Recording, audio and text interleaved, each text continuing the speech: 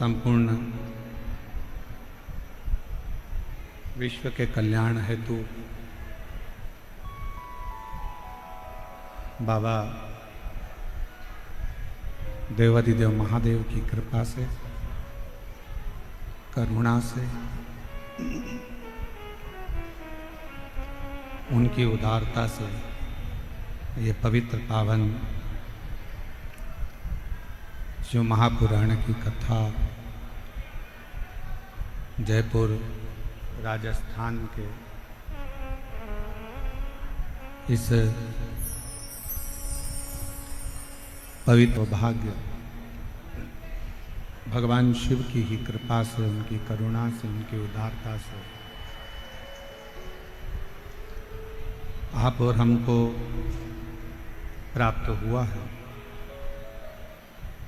कथा मंडप में विराजमान सभी संत, साधु, गुरुजन, तपस्वी जन, ब्राह्मण जन, सन्यासी जन, साधक, उपासक,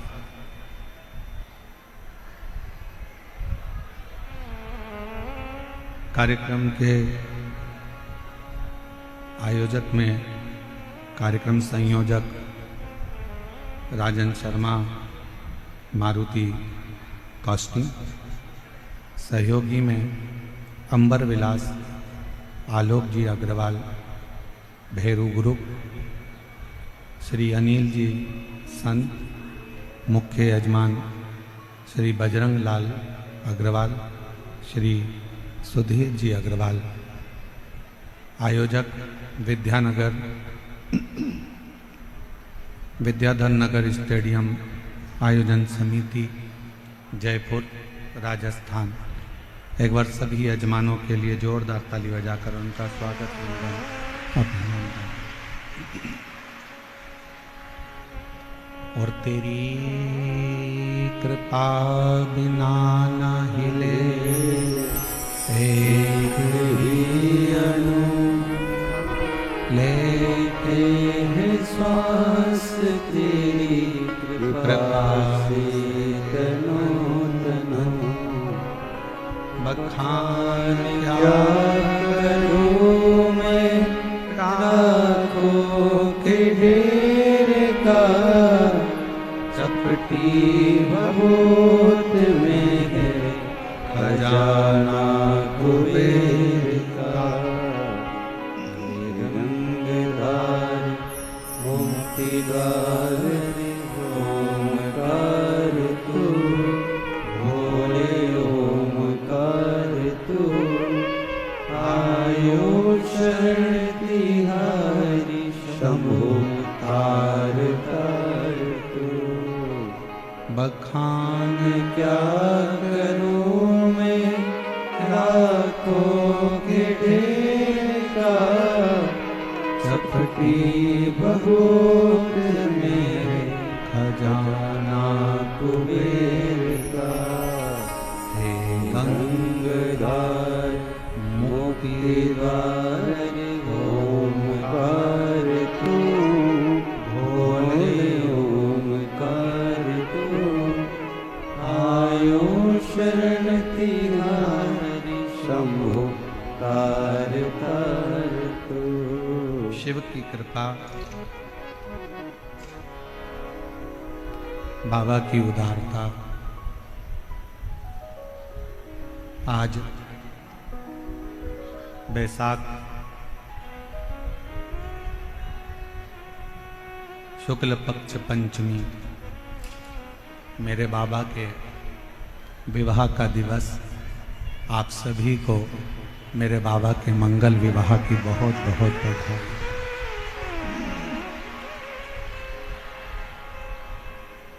शिव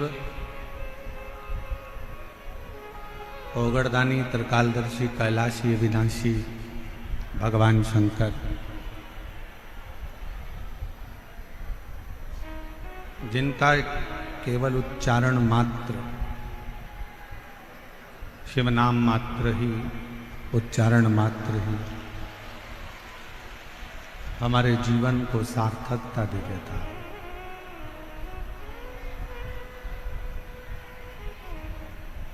जैसे एक वृक्ष है और उस वृक्ष के एक एक पत्ते को अलग से पानी देने की जरूरत नहीं पड़ती।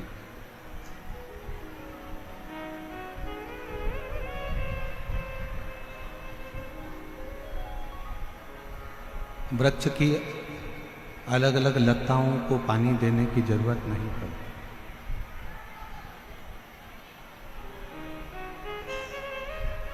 किसी वृक्ष में अगर पानी देना है तो उसकी जड़ में पानी दे दो, पत्तों में भी लताओं में भी पानी पहुंच जाता है।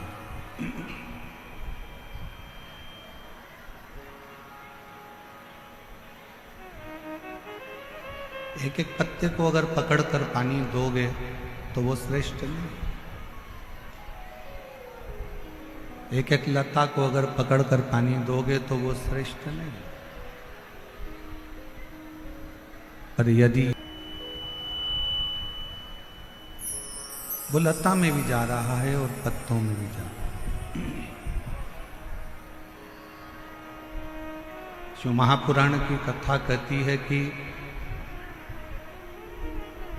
33 कोटि देवताओं को अलग अलग जल चढ़ाने की जरूरत नहीं पड़ती। यदि एक देव अधिदेव महादेव पर एक लोटा जल चढ़ जाता है तो 33 कोटि देवताओं को प्राप्त हो जाता है।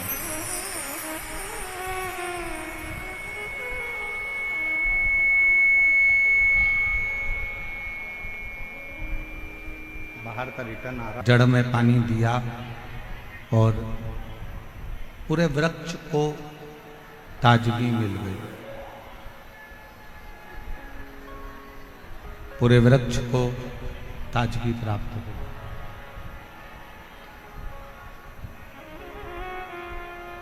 बस एक पितरों को भजना है। कोई ने कह दिया कि पितर दोष है, पितरों का दोष लगा हुआ है, या पितरों का दोष है घर में। कोई कहे कि वास्तु का दोष है घर में।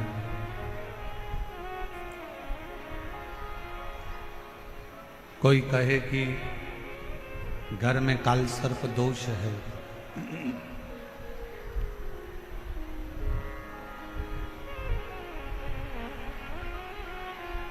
कोई कहे पितरों का दोष है, कोई कहे काल सर्प दोष है, कोई कहे वास्तु का दोष है।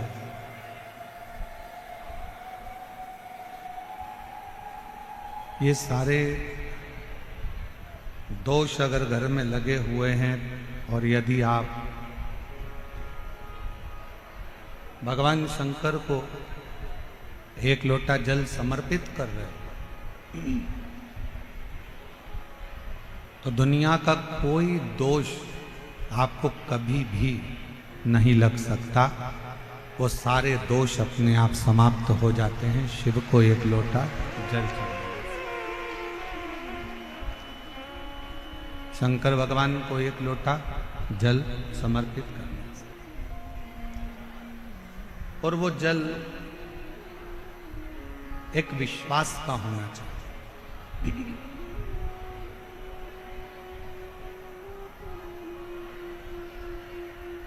वैसे तो जयपुर जैसा विश्वास शायद ही दुनिया में कहीं देखने को मिलेगा, जो इतनी तपती हुई धूप और समिति द्वारा निश्चित किए हुए इतने सारे डूम पंडाल और साथ में आज भी लगभग 50,000 भक्तों के बैठने के लिए 2 डूम की व्यवस्था और समिति ने करी है।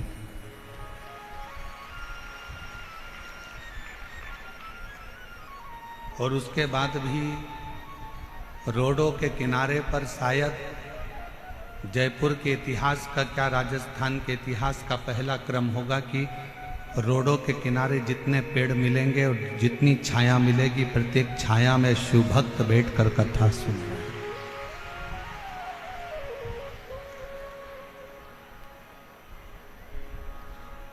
और मेरा विश्वास कहता है कि जयपुर के जितने यूट्यूबर होंगे, जयपुर की जितनी सोशल मीडिया होगी,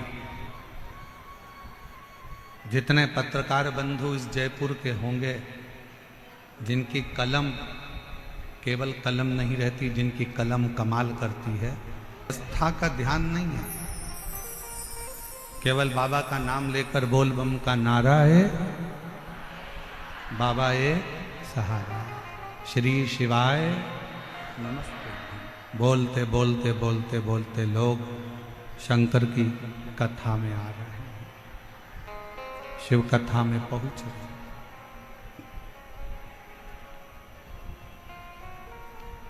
और मैं यहाँ के कलेक्टर महोदय, यहाँ के एसडीएम, यहाँ के एसपी, यहाँ के एसएसपी, यहाँ के आईजी, यहाँ के डीआईजी, यहाँ के तहसीलदार, यहाँ का पीडब्ल्यूडी विभाग, यहाँ का विद्युत विभाग, यहाँ का नगर निगम, यहाँ का विधायक महोदय, सांसद महोदय, सबको धन्यवाद देता हूँ कि आप लोगों ने जी और जान से ये व्यवस्था को संभाला।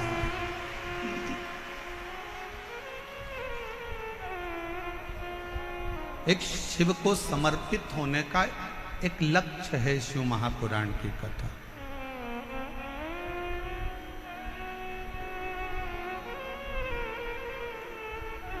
शिव मंदिर में अगर आप लोग जा रहे हैं एक लोटा जल चढ़ाने के लिए, कोई पितृदोष है, कोई काल सर्प दोष है, कोई वास्तु दोष है, कोई दूसरा दोष लग गया, कोई दूसरा दोष लग गया, कोई कहता है कि बेटी को मंगल लग गया, कोई कहे बेटे को बुध लग गया, कोई कहे शनि लग गया, कोई कहे गुरु लग गया, कोई कहे ये लग गया, तो उसको कह देना कि हमको तो केवल एक लगा है और वो हमारा शंकर लगा है, और वो लगा है तो फिर कोई दोष नहीं लगा।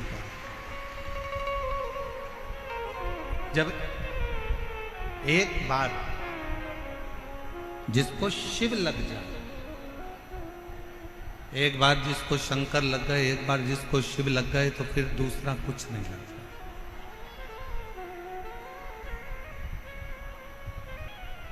एक बार जो शंकर का हो गया,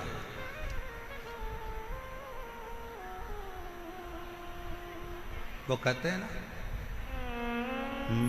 मैंने सबका होकर देख लिया, बस तेरा होना बाकी है, मैं सब दर जाकर देख लिया, एक तेरे दर आना बाकी है, मैं सबका होकर देख लिया, बस तेरा होना बाकी है, मैं सब दर जाकर देख लिया, बस तेरे दर आना बाकी है। मैंने संपूर्ण सब जगह, ऐसा कोई स्थान नहीं है जहां मैंने छोड़ा। मेरी जीजियों, जयपुर के मेरे जीजाओं, मेरी बेटियों, बेटाओं, मेरी माताओं, मेरे भाई, मेरे पिता तुल्य, मेरे बुजुर्ग, एक बात बताइएगा, जब जीवन में दुख आता है, तकलीफ आती है, कष्ट आता है, तो आप ऐसा नहीं है कि कहीं नहीं जाते हो, जाते हो।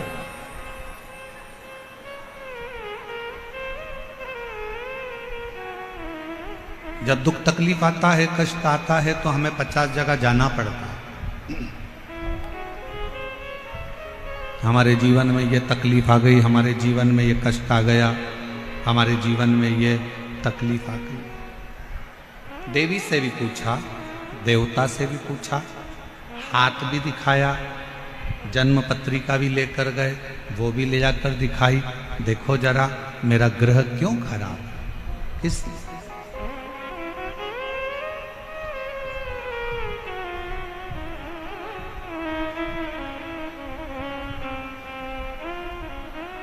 ये मैं ललाट पढ़कर बताओ कि मेरे जीवन में इतना कष्ट क्यों लिखा। ईसर गोरा गणागोर शिव महापुराण की कथा जयपुर में चल रही है। जो तुम्हारे मन का संशय है वही संशय चंचुला देवी के मन में भी था।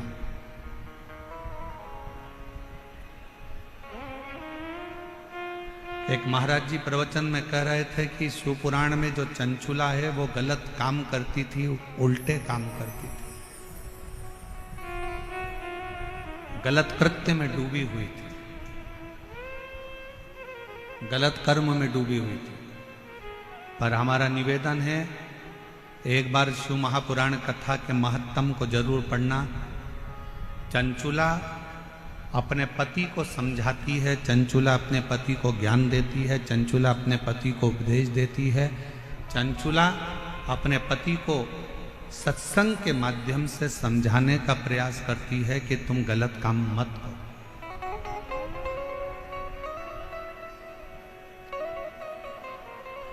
और किसी ने कहा कि चंचुला देवी गलत करते करती, ना ना, जिसने शिवपुराण को पढ़ा ही नहीं है वो शिवपुराण को केवल ऊपर से लेकर शिवपुराण के पात्रों को गलत बताने का प्रयास किया करता है।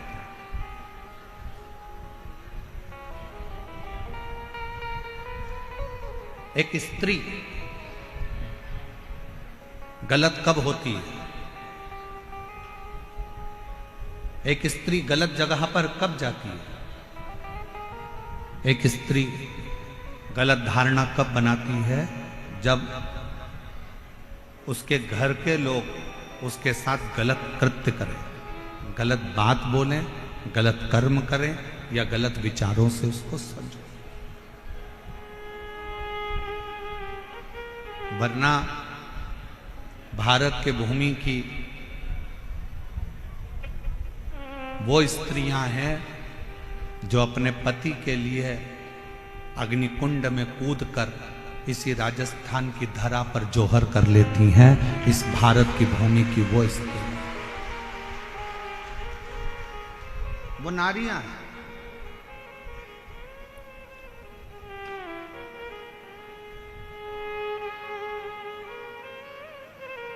मेरी बेटियां, मेरे जीजा हों, मेरे भाई, मेरे पिता तुल्य बुजुर्ग उत्तर देंगे।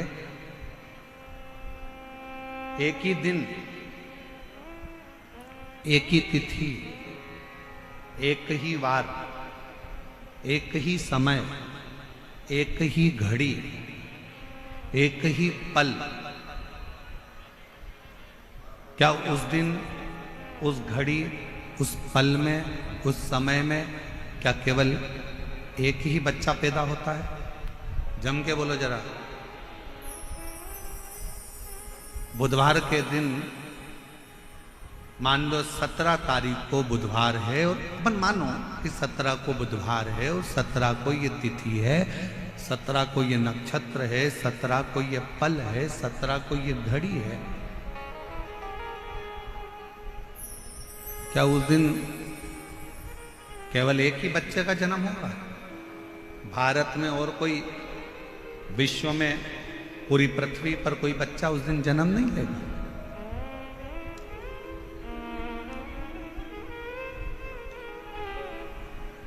एक ही वार को, एक ही तिथि को, एक ही दिन में, एक ही समय में, एक ही घड़ी में, एक ही पल में कितने कितने बच्चों का जन्म होता है। कितने कितने बच्चे। उतनी बजे तुम्हारे बच्चे ने जन्म लिया, उतनी ही बजे कोई दूसरे हॉस्पिटल में किसी दूसरे बच्चे ने जन्म ले लिया।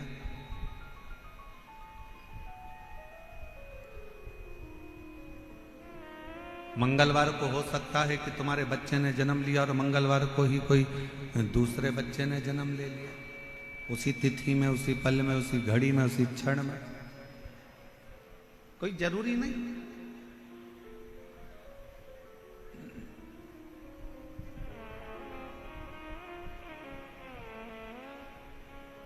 एक ही दिन में अच्छा खासा चल रहा था, उसको बेकार कर दिया पूरा। एक ही दिन में, एक ही घड़ी में, एक ही पल में, एक ही समय में कितने सारे बच्चे जन्म लेते हैं। कितने बच्चे जन्म, और कोई पैसे वालों के घर में जन्म लेता है तो कोई गरीब के घर में जन्म लेता है। कोई जन्म लेते ही चांदी की चम्मच मुंह में रखकर खीर खाता है तो कोई चटाई पर सोकर भूख से बिलबिलाता है।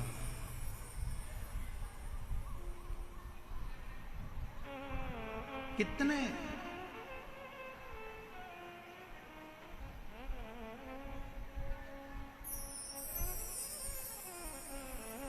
कोई जन्म लेते ही गाड़ियों में घूम रहा होता है और कोई रेंग कर चल रहा होता है। जरा विचार करिएगा, जरा विचारिए।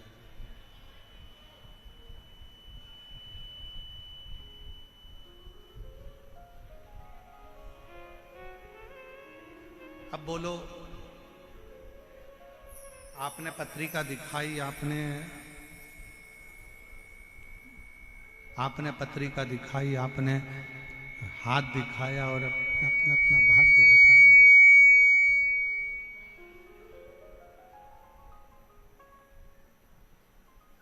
आपने पत्रिका दिखाई, अपने अपना हाथ दिखाया, आपने अपना भाग्य दिखाया और पूछा कि मेरे जीवन में दुख क्यों है, क्यों तकलीफ क्यों है, कष्ट क्यों है, परेशानियां क्यों है, किस लिए है?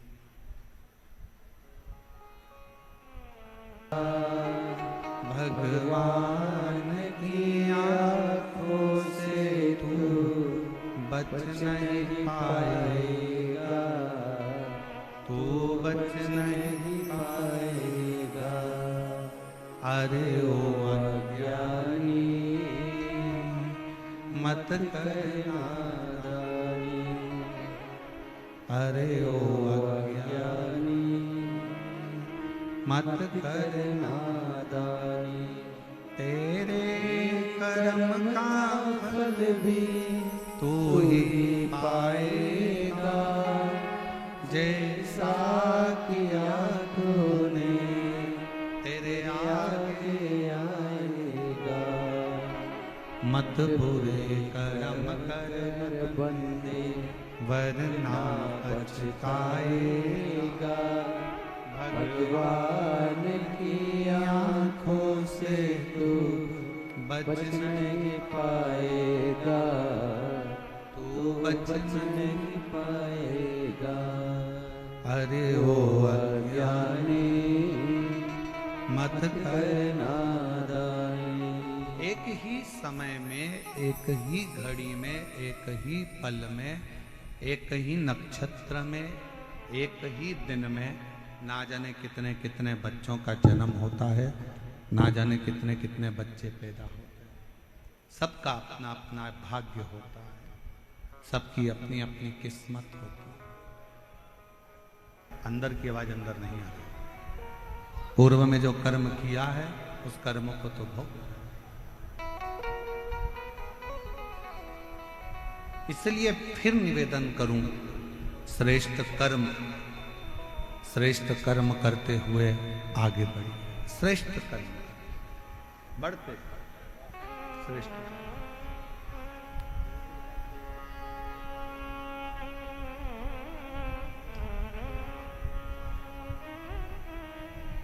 भास्कल, बाहर की आवाज थोड़ी तेज हो रही है, अंदर आ रही है रिटर्न। भास्कल प्रदेश में ब्राह्मणों से भरा हुआ एक गांव है,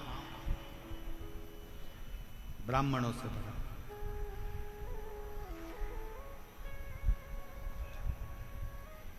और उसी गांव में एक बिंदुक नामक का ब्राह्मण रहता है और जिसकी धर्म पत्नी है चंचुला।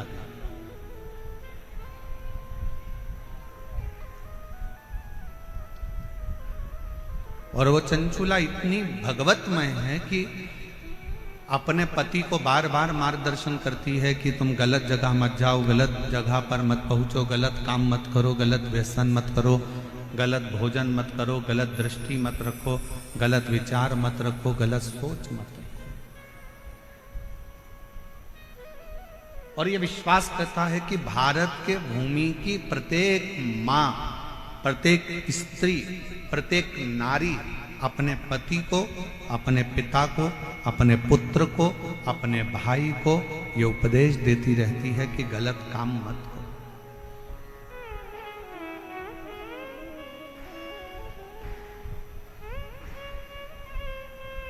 पर आज के जमाने में दो चीजें गलत बहुत ज्यादा हो रही है। एक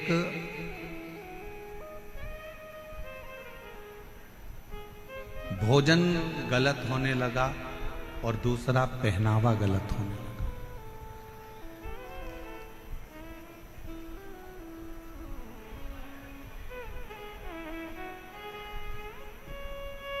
एक पहनावा गलत है और एक भोजन गलत है।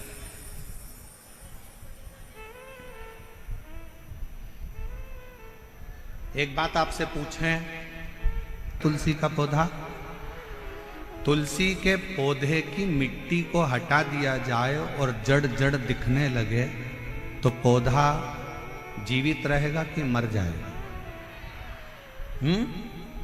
मर। जिस पौधे की जड़ दिखने लगती है वो पौधा एक ना एक दिन समाप्त हो जाता है। इसलिए पौधे की जड़ को मिट्टी से दबाकर रखा जाता है, मिट्टी से दबा।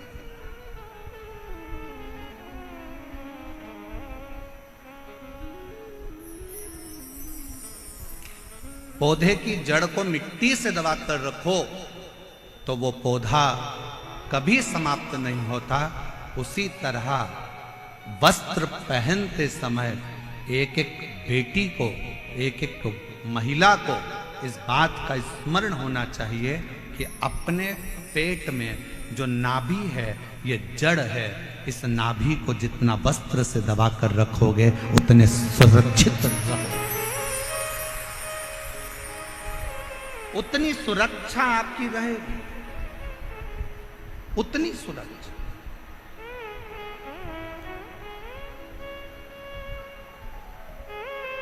आज के जमाने में सुरक्षा क्यों गड़बड़ा रही? और फिर निवेदन करेंगे,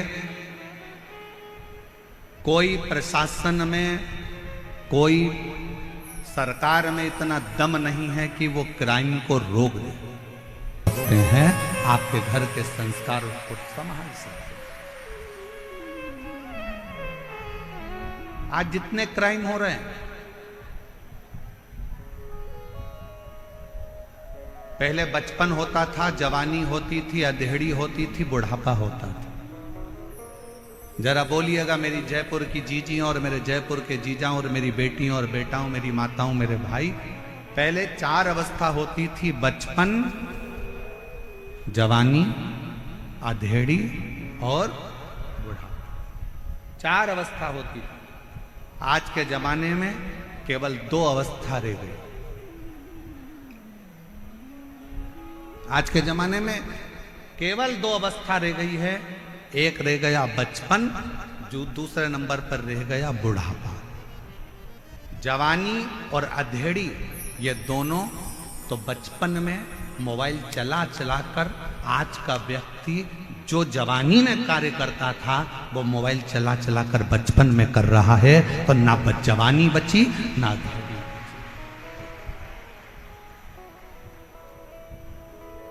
पहले 4 अवस्था होती थी, बचपन भी होता था, जवानी भी होती थी, अधेड़ी भी होती थी और बुढ़ापा भी होता था। आज के ज़माने में जैसे जैसे कलिकाल बढ़ता चले जा रहा है, फैशन बढ़ता चले जा रहा है, व्यसन बढ़ते चले जा रहा है, गलत भोजन बढ़ता चले जा रहा है, वैसे वैसे घर से दो चीज़ें अवस्था की चली गई, ना तो जवानी बची ना अधेड़ी बची। क्योंकि बचपन में ही बच्चे सोशल मीडिया पर मोबाइल का प्रयोग कर कर कर छोटे छोटे बच्चे, आज के ज़माने में वो छोटे बच्चे जवानी के जो क्रम थे, अधेड़ी के जो क्रम थे, वो छोटे छोटे बच्चे उस जवानी और अधेड़ी के क्रम का स्मरण कर रहे हैं। अब कहां गया वो जवानी, कहां गई वो अधेड़ी? सीधे बुढ़ापा।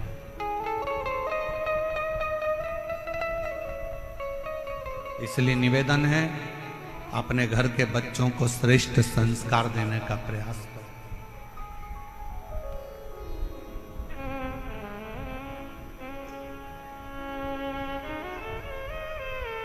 20 साल तक माता पिता अपने बच्चे को पढ़ाते हैं, लिखाते हैं, ज्ञान देते हैं और राम बनाने का प्रयास करते हैं।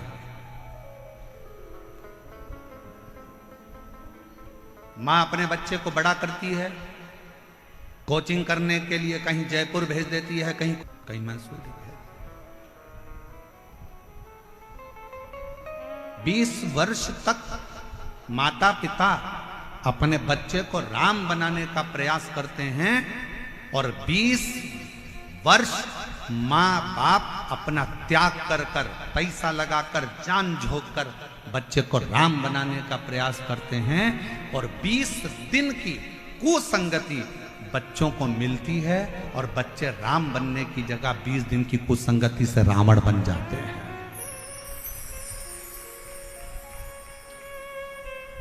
बीस वर्ष की करी हुई तपस्या, 20 वर्ष का करा हुआ त्याग, माँ बाप का सब धरा की धरा रह जाता, सब पड़ा।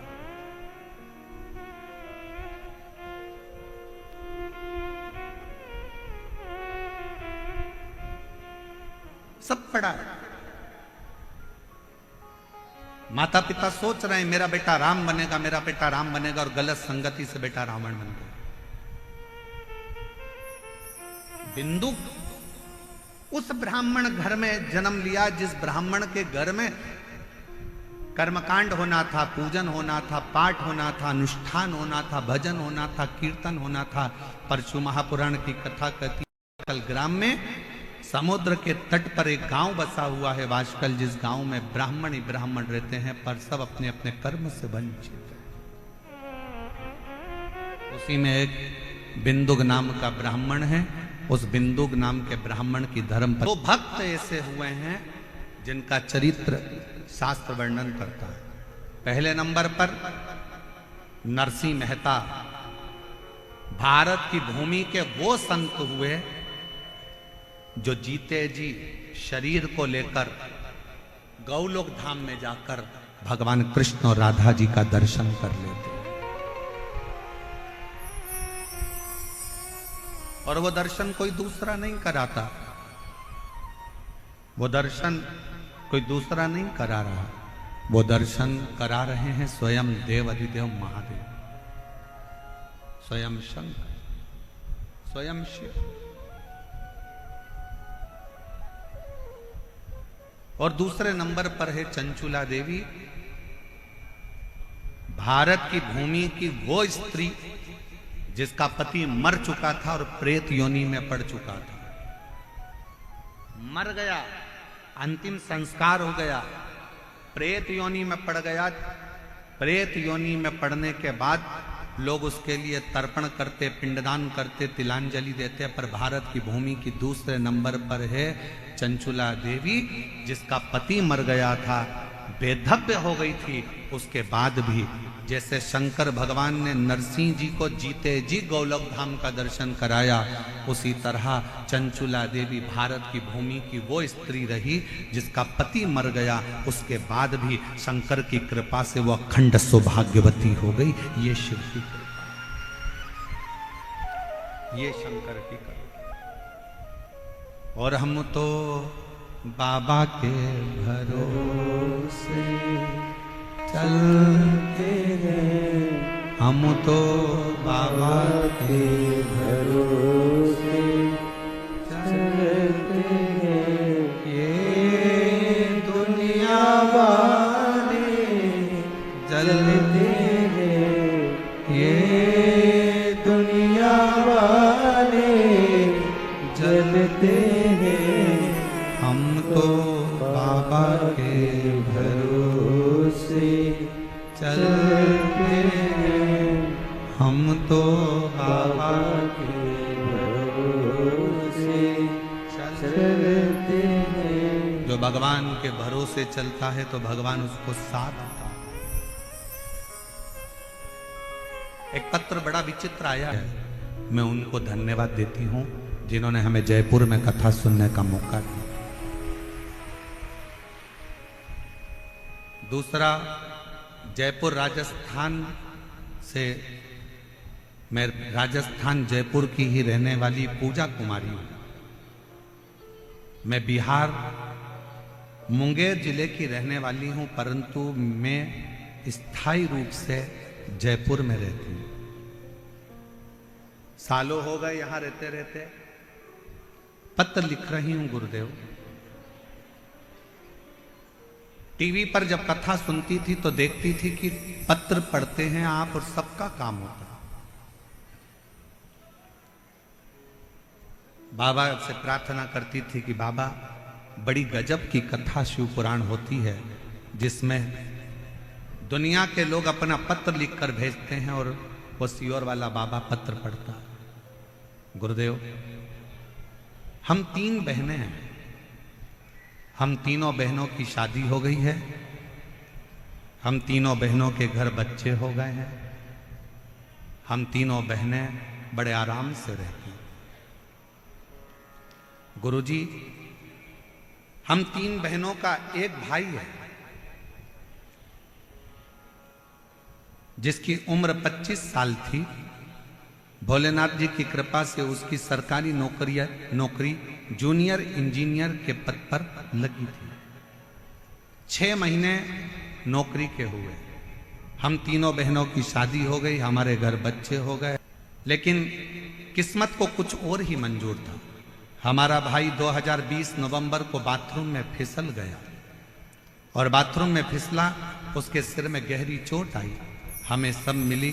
खबर मिलते ही हम तुरंत अस्पताल में भर्ती कराए, इलाज कराया, सिलीगुड़ी हॉस्पिटल में लेकर गए।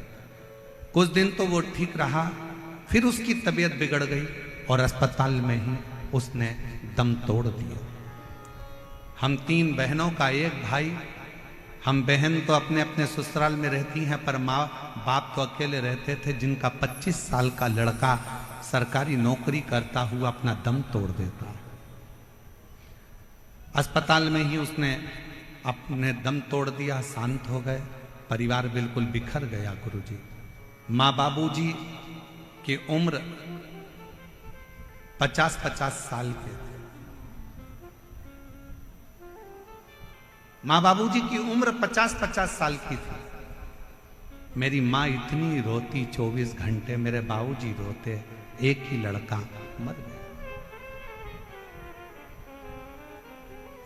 कथा सुनते सुनते हमने हमारे बाबूजी से और माँ से कहा, माँ, वो सियोर वाला बाबा कहता है कि जो मांगो बाबा वो देता, जो मांगोगे वो देता।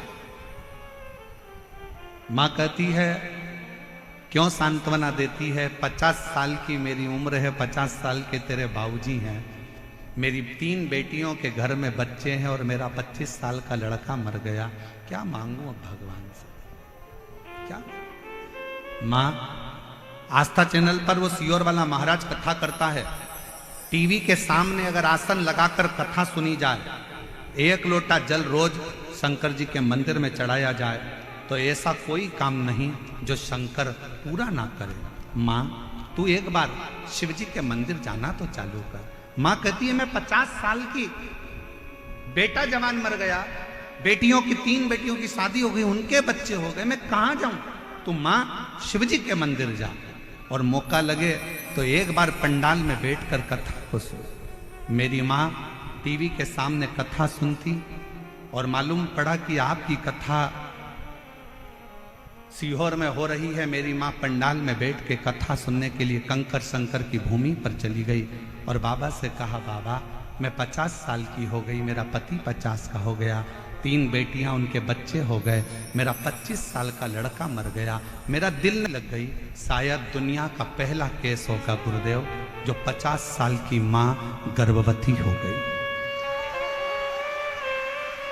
50 साल की माँ गर्भवती हो गई और जनवरी 2023 में मेरी माँ को बाबा ने 1 नहीं 2 लड़के दिए जिनका मैं फोटो लगा रही हूँ। आप लोग एलईडी पर उस बच्चों का फोटो देख सकते हैं और अगर कहीं बैठी हो तो अपने बच्चों को लेकर आ सकती हैं और दोनों बच्चों का फोटो आप लोग एलईडी पर देख सकते हैं। जो 3 लड़कियां जिनकी शादी हो गई थी, 25 साल का लड़का मर चुका था और 50 साल की माँ 50 साल के पिता और बाबा से विनती करते हैं सीहोर कुबरेश्वर धाम में आकर, बाबा मेरा लड़का मुझे वापस चाहिए। दुनिया की कोई ऐसा काम नहीं जो मेरा शंकर ना करता, शंकर। और तेरे दरबार की बाबा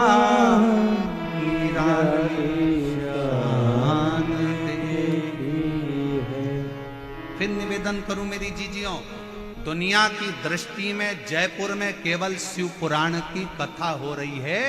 ये दुनिया के लोग कहेंगे, पूरे जयपुर वाले कहेंगे कि जयपुर में शिव पुराण की कथा हो रही है, पर शिव पुराण की ये कथा नहीं है। ये हमारा वो शंभु शंकर, मेरा कुबरेश्वर बाबा आपसे मिलने के लिए, आपके दुखड़ों को हरने के लिए, आपके दिल की बात सुनने के लिए, दिल की पंडाल में बैठकर आप जो दिल से मांगते हो, पंडाल में बैठकर कथा सुनते सुनते आप बाबा से अपनी लगन लगाकर उससे अपने दिल की बात कहते हो ना, उसका सुख ही दूसरा।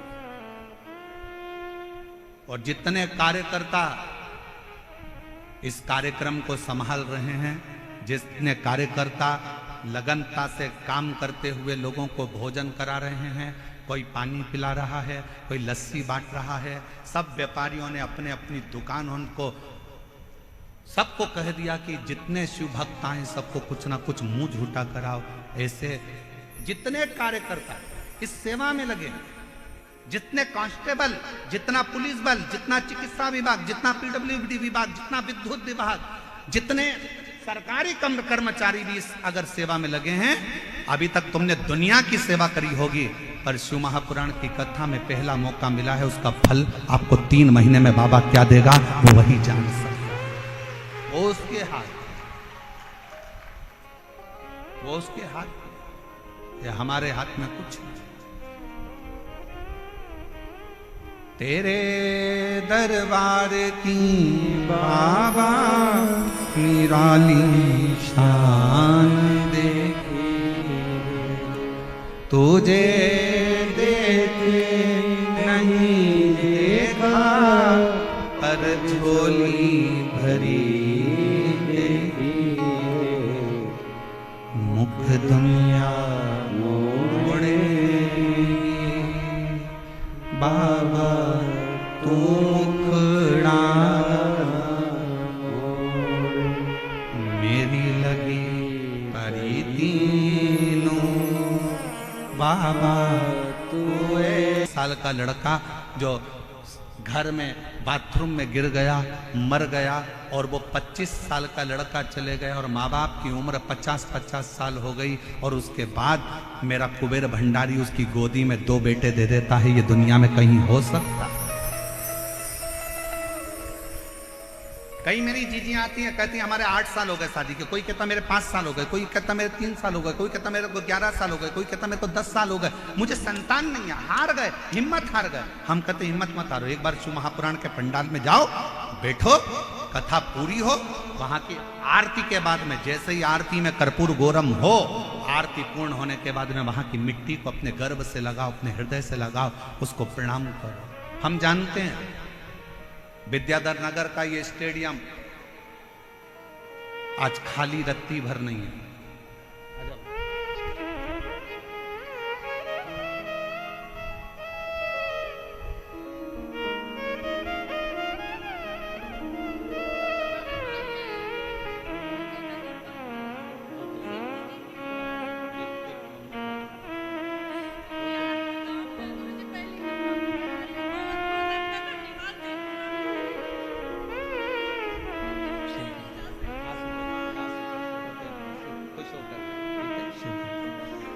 इन्हीं के 25 साल का भाई मर गया था और यही दीदी ने अपने मम्मी पापा से कहा था कि पापा मम्मी एक बार पंडाल में बैठकर कथा तो सुनो, बाबा देगा। कह रही हैं मेरे 2 भाई मेरे बाबा ने दे दिए मुझे, एक की जगह 2।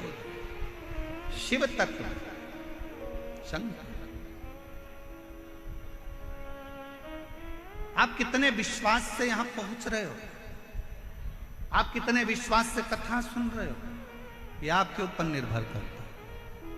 कई माताएं तो ऐसी हैं जो पंडाल के अंदर तक नहीं पहुंच पाई, कई माताएं ऐसी हैं, कई भाई ऐसे हैं जो रोड पर बैठे हुए हैं, पेड़ों की छांव में, रोड के किनारे जहां उनको छाए मिल गई।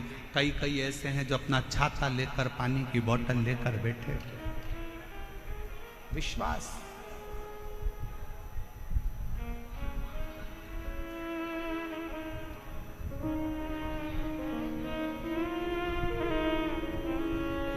ये भरोसा इसीलिए कहते हैं ओ बाबा रे तेरे बिना भी क्या जीना, ओ शंभू रे तेरे बिना भी क्या जीना। फूलों में कलियों में, काशी की गलियों में, फूलों में गलियों में, काशी की गलियों में, तेरे बिना कुछ करीना, तेरे बिना भी क्या जीना। ओ शंभू रे तेरे बिना भी क्या जीना। ओ बाबा रे तेरे बिना भी क्या जीना। फूलों में गलियों में, काशी की गलियों में, फूलों में गलियों में, काशी की गलियों में, तेरे बिना कुछ नहीं ना, तेरे बिना भी क्या जीना। ओ शंभू रे तेरे बिना भी क्या जीना। ओ बाबा रे तेरे बिना भी क्या जीना। एक दिन, एक तिथि, एक पल, एक घड़ी, एक नक्षत्र, एक समय में ढेरों बच्चे जन्म लेते हैं। सबका अपना अपना भाग्य होता है, सबका अपना अपना किस्मत होता है, सबका अपना अपना भाग्य चलता है, सबका अपना।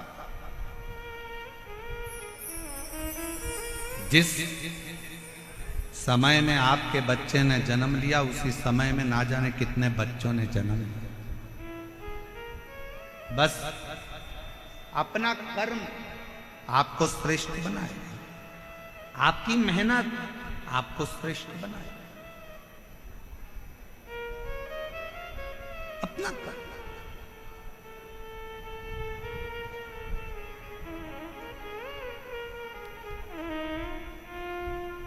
एक दिन चंचुला देवी अपने पति के पास आई और पति से कहा कि स्वामी देखो, आप ब्राह्मण कुल में जन्मे हो, ब्राह्मण कुल में तुम्हारा जन्म हुआ है, ब्राह्मण कुल में तुम रहते हो, क्यों ये दुनिया वालों के चक्कर में पड़ते हो? अच्छा कर्म करो, थोड़ा वेद पढ़ो, थोड़ा शास्त्र पढ़ो, थोड़ा अध्ययन करो, थोड़ा स्मरण करो, थोड़ा सत्संग करो, थोड़ा कीर्तन करो, थोड़ा मंत्र जाप करो।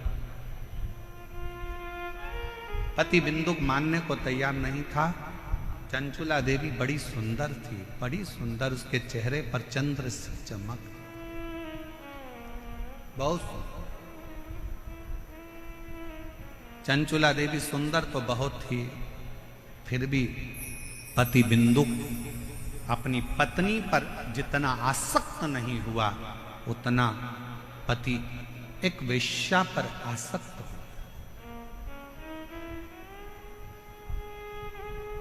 बिंदु एक पर स्त्री पर आलय खोल।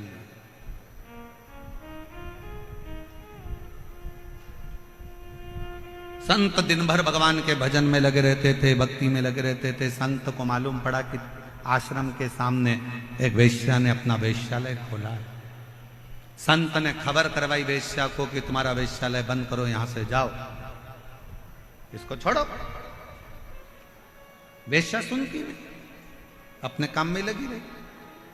पुरुषों को अपने चेहरा देखकर आसक्त करना, नृत्य दिखाना, उनसे धन कबाड़ना, उनको अपनी ओर आसक्त करना।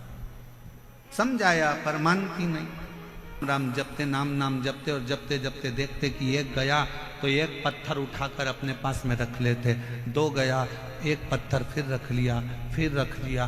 दिन भर पत्थरों को संत अपने पास रखते जाते, रखते जाते, रखते जाते। 1.5 महीने में, 2 महीने में पत्थरों का ढेर संत के दरवाजे पर लग गया। संत के दरवाजे पर जब पत्थरों का ढेर लगा, वेश्या एक दिन निकल कर जा रही थी। संत के पास पहुंचकर वेश्या ने प्रणाम किया। बाबा, मैं जब आई थी तब आपके दरवाजे पर इतने सारे पत्थर नहीं थे, आज इतने सारे पत्थरों का ढेर क्यों लगा? संत ने कहा, यह पत्थर नहीं है, तेरे वेश्यालय में जितने पुरुष जाते थे उनको देखकर मैं एक पत्थर रख देता था। वेश्या हाथ जोड़कर कहती है, बाबा, गुरुदेव, मैं रोज वेश्यालय में जब पहली बार वेश्यालय से बाहर निकलती हूँ, दरवाजा खोलती हूँ तो सबसे पहले आपको प्रणाम करती हूँ, राम नाम, कृष्ण नाम, शिव नाम को प्रणाम करती हूँ। उसके बाद अपना वेश्यालय का कार्य प्रारंभ करती हूँ। पर वारे संत, गजब कर दिया तूने। राम नाम छोड़कर माला के मन के गिनना थे और तूने मेरे वेश्यालय में आने वाले पुरुषों को गिनना चालू कर दिया। गिनना तो तुझे राम नाम था, गिनना तो तुझे कृष्ण नाम था, गिनना तो तुझे भगवान का भजन था, और तू मेरे वेश्यालय में कितने पुरुष आ रहे हैं, कितने लोग आ रहे हैं, तूने उनको गिनना प्रारंभ कर दिया। ये कहां की श्रेष्ठता है? समय आया, वेश्या ने अपने प्राण त्याग दिए। जब वेश्या के प्राण छूटे, देवता, गंधर्व, अप्सराएं वेश्या को सोने के सिंहासन पर लेकर गईं और संत ने प्राण त्यागे तो उनको नरक में यमदूत घसीटते हुए लेकर जा रहे थे। घसीटते हुए। आप आए कहां हो, आप बैठे कहां हो, आप पहुंचे कहां हो?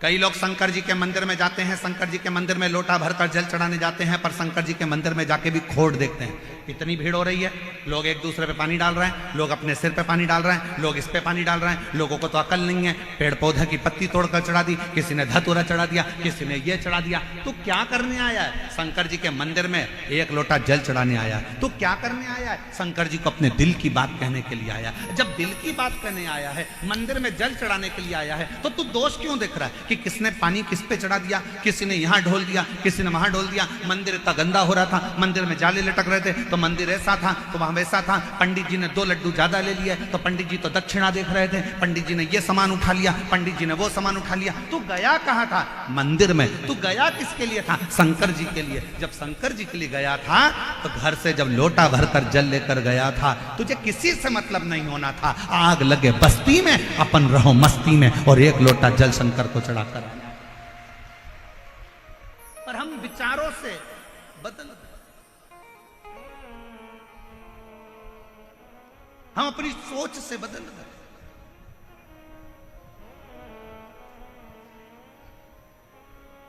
अपने विचार बदल लिए लोगों ने। मंदिर में जाने के बाद भी लोग उसमें गलतियां देखते हैं।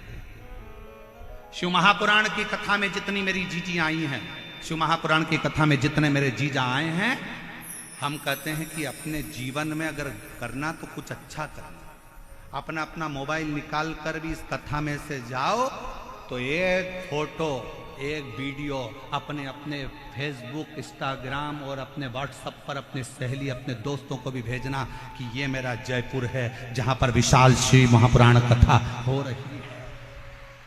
ये मेरा जयपुर है जहां भारत की भूमि का कोने कोने से शिवभक्त पूरे राजस्थान का शंकर का भक्त एकजुट होकर आया है, उसे गर्मी की तपन नहीं दिखती, उसे प्यास नहीं लगती, उसे शंकर की अविरल भक्ति दिखती है, शंकर के लिए दौड़ करता है, शिव का स्मरण करता है। बैठा रोडों पर, तपती हुई रोड, डामर भी इतना गर्म हो रहा है, उस रोड पर बैठकर भी लोग शंकर की भक्ति कर रहे हैं।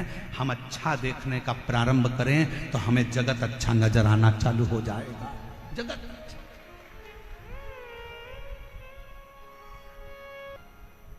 और मैंने तेरे ही भरोसे बाबा, तेरे ही भरोसे हवा विच उड़ती जावांगी बाबा, डोर घटो छठी ना मैं कटी जावांगी। भोले मैं तेरी पत्नी। धर्म पत्नी चंचुला देवी ने बिंदु को समझाया कि शिव पर विश्वास करो, भगवान पर भरोसा करो और अपनी भक्ति में रहो। एक पत्र अच्छा है।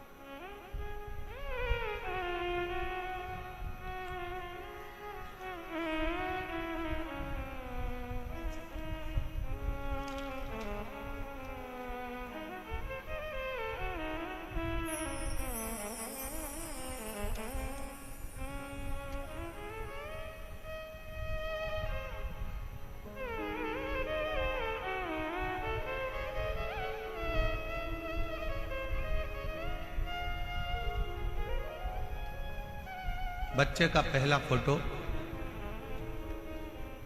जिस बच्चे की किडनी और लीवर खराब हो गए और डायलिसिस पर आया, डॉक्टर ने किडनी बदलने का बोला।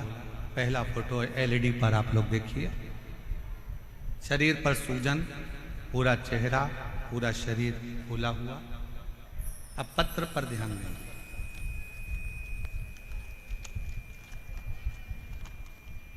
मेरा नाम पिंकी और पति का नाम त्रिलोक जैन है। हम जैन समाज से हैं।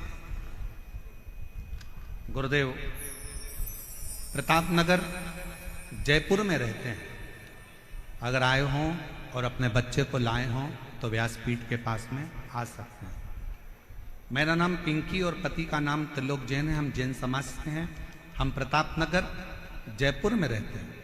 एक लोटे जल का मैं क्या वर्णन करूं गुरुदेव, बोलने के लिए मेरे पास शब्द भी कम है। मेरा बेटा 4 वर्ष का था तब से उसको अचानक से सूजन आ गई, और मेरा बेटा 4 साल का था जब से उसका शरीर बेकार था। पूरा शरीर सूज जाता। उसको नज़दीक के अस्पताल में दिखाया। दिखाने पर पता चला कि उसके टॉयलेट से प्रोटीन निकल रहा है और उसको किडनी में प्रॉब्लम है। सब सुनने की हम घबरा गए। अचानक से बच्चे को क्या हो गया? जांच कराने पर पता चला कि उसका किडनी से संबंध और नमक रूपी एक बीमारी है, जो नेफ्रोटिक नामक एक बीमारी थी, वो हो गई। हम लोग रोने लगे। बच्चे की किडनी खराब होना और डॉक्टर के अनुसार इसको बदलने की बात कहना बड़ा दुख होता है। घबराए, डॉक्टरों से, दूसरों से कंसल्ट किया। सब ने एक ही बात कही। एक दिन उदास मन होकर बाहर बैठे हुए थे कि मेरे पति अचानक से हमारे पड़ोसी मनीष सोनी के घर गए। हमारे पास मनोज सोनी आए, और मनीष सोनी हमारे पड़ोसी हैं, जिन्होंने बताया कि आस्था चैनल पर वो प्रदीप मिश्रा शिव पुराण की कथा करता है, उसको एक बार अपने बच्चे को सुनवाना प्रारंभ करो। अगर जा सकते हो तो सीहोर जाकर रुद्राक्ष लेकर आ जाओ और बच्चे से कंकर शंकर की पूजन करवा दो। कुबरेश्वर धाम पर भेजो। मनीष के शब्द सुनकर हम लोग एड्रेस लेकर बाबा का भरोसा कर कर सीहोर चले गए और सीहोर जाकर बच्चे से कंकर शंकर की पूजन कराई। कंकर शंकर की पूजन कराकर रुद्राक्ष लेकर आ गए। फिर बच्चे की जांच कराई तो डॉक्टर ने कहा इसकी किडनी बदलना ही पड़ेगी, इसका शरीर ठीक नहीं।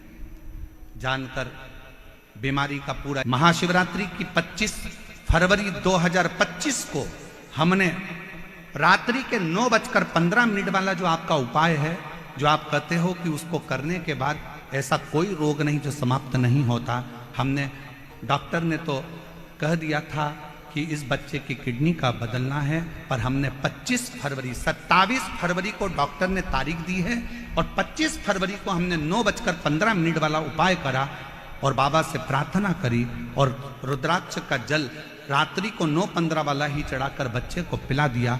और दूसरी बार हम बच्चे को लेकर 26 फरवरी को डॉक्टर को दिखाए तो डॉक्टर ने सारी रिपोर्ट नॉर्मल बता दी और कह दिया अब बच्चे की किडनी चल। प्रतापनगर जयपुर राजस्थान के निवासी हैं, अगर कहीं बैठे हो तो आ सकते। एक पत्र और बड़ा सुंदर है, देखिए।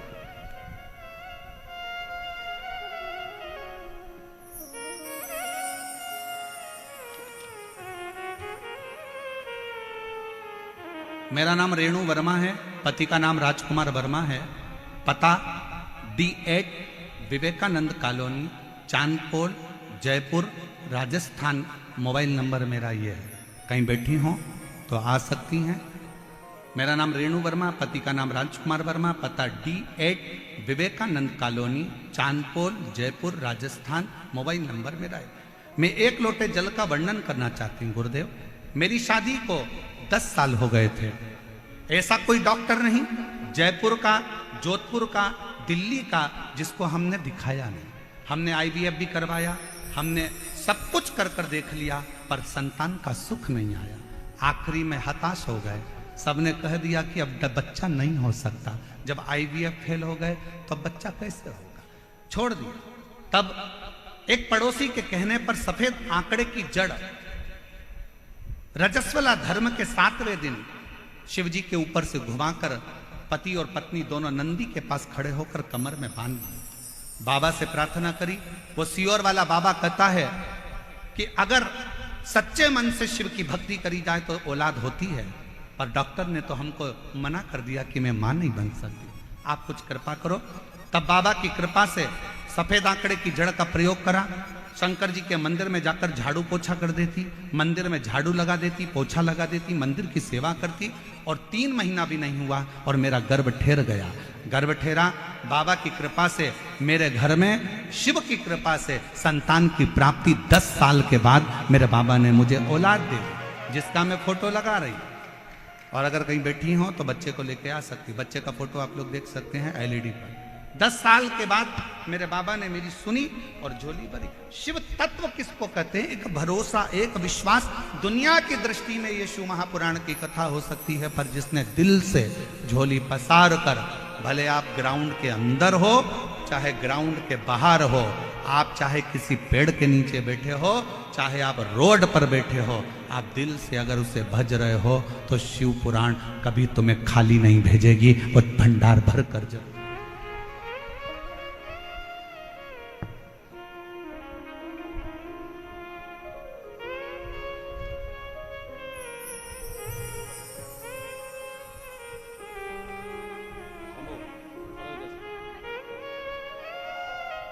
शंभो श्री शिवाय नमस्ते।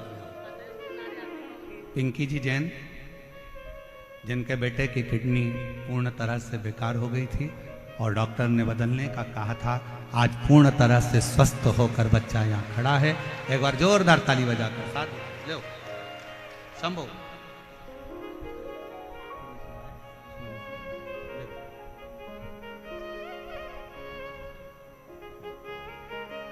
प्रणाम करो, प्रणाम करो। हम तो बाबा के भरोसे चलते हैं, दुनिया वाले जलते हैं। हम तो बाबा के भरोसे चलते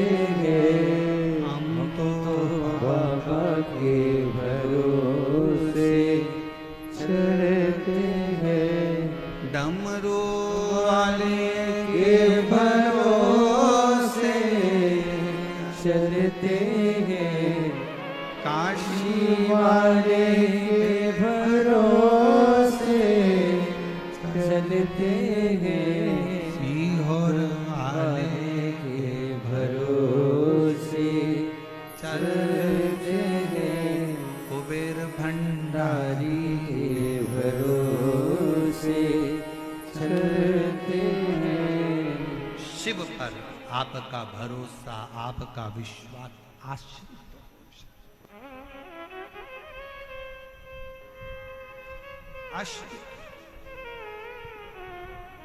चंचुला ने अपने पति बिंदु को समझाया कि ब्राह्मण कुल में जन्म लेने के बाद कोई कर्म अच्छा कर चलो। ए मेरी जीजियों, ए मेरे जीजाओं, मेरी बेटियों, बेटाओं, मेरी माताओं, मेरे भाई, अगर भगवान ने तुमको सरकारी अगर नौकरी दी है और कोई अच्छे पद पर, कोई कुर्सी पर, कोई सिंहासन पर, तुम्हें अच्छी जगह पर अगर भगवान ने बिठाया है ना, तो अपने सिग्नेचर का सदुपयोग करना, किसी गरीब का कल्याण जरूर करना, बाकी का तो सब। अपने क्षेत्र में कुछ अच्छा हो रहा हो तो अच्छा करने का प्रयास करो, दम लगा दो कि यह हमारा अच्छा कार्य उसको होना चाहिए। और अपने क्षेत्र में अगर कोई बुरा कार्य हो रहा है तो उसको हटाने का प्रयास करो, उसको समाप्त करने का प्रयास करो। यह हमारे क्षेत्र के लिए अच्छा है, उसको करो। आज मैं बहुत धन्यवाद दूं पूरी प्रशासन को, यहाँ के कलेक्टर, आईजी, डीआईजी, कमिश्नर आदि को, कि आपके जयपुर के इतिहास का, शायद जयपुर के इतिहास में इतना विशाल प्रांगण और इतना विशाल आयोजन कभी नहीं हुआ, जिसको लोग ग्राउंड के बाहर खड़े होकर भी और पेड़ों के नीचे बैठकर कथा सुन रहे हो। ये जयपुर की एक ऐतिहासिक कथा है और जयपुर का इतिहास रचकर जाने वाली कथा को अपने जीवन में उतारने का प्रयास करो। उतारो।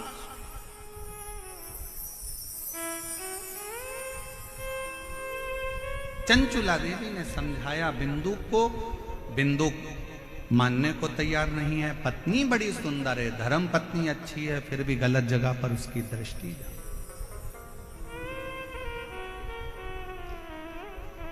गलत जगह पर उसकी दृष्टि। पर स्त्री, पर धन व्यक्ति को बर्बाद कर देता है, बर्बाद। अगर पराई स्त्री की ओर आप आसक्त हो रहे हो तो समझ लेना कि आपने अपनी जिंदगी की सबसे बड़ी गलती कर दी।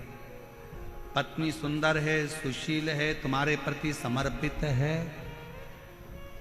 पत्नी को छोड़कर आप दूसरी स्त्री की ओर जा रहे हो ना, तो वो जो तुम्हारी पत्नी तुम्हारे चरण पड़ रही है ना, जो पत्नी तुम्हारे को प्रणाम कर रही है, करवा चौथ पे चलनी में मुंह देख रही है, तुम्हारी आरती उतार रही है, जिस पर स्त्री की ओर तुम जा रहे हो वो तुम्हारा चलनी में मुंह नहीं देखेगी, वो तुम्हारी जेब देखेगी, वो तुम्हारी जेब देखेगी। कितना माल है, मेरा बैलेंस डलवा दो, मेरे बच्चों की फीस जमा करो, मेरे घर में एसी लगवा दो, मेरे घर में कूलर लगवा दो, मेरे घर में ये लगवा दो। और घर में, घर के तेरे खुद के बच्चे भूख से बिलख रहे हैं, अच्छी एजुकेशन के लिए तरस रहे हैं, अच्छी पढ़ाई के लिए अपने पापा से कहते हैं, पापा मुझे आज ये किताब लाना है, पापा मुझे ये कॉपी लाना है। और वो जिसके चेहरे पर तू मर गया उसकी औलाद का खर्चा खुश होकर उठाता है, और जो तेरे लिए अपना घर छोड़कर तेरे बच्चे पाल रही है उसके बच्चों के लिए तू कुछ नहीं कर पाता है। क्या कर रहे हो, क्या साध है। पर स्त्री और परधन व्यक्ति को बर्बाद कर देता है। पराई स्त्री को और आपकी आसक्ति नहीं होना चाहिए, पराये धन की ओर आपकी आसक्ति नहीं होना चाहिए। पराया धन एक ना एक दिन तुम्हें बर्बाद कर कर रख देगा। कोई ने दे दिया तुमको पराया धन, प्राप्त हुआ। पर स्त्री और पराया धन ये व्यक्ति को बर्बाद करने वाला, दोनों बर्बाद, दोनों। और अपने हृदय चित्त को, अपने स्मरण को, अपनी भक्ति को, अपनी श्रद्धा को कथा सुनने के बाद मेरे चैनल को लाइक और सब्सक्राइब करना ना भूलें। हर हर महादेव।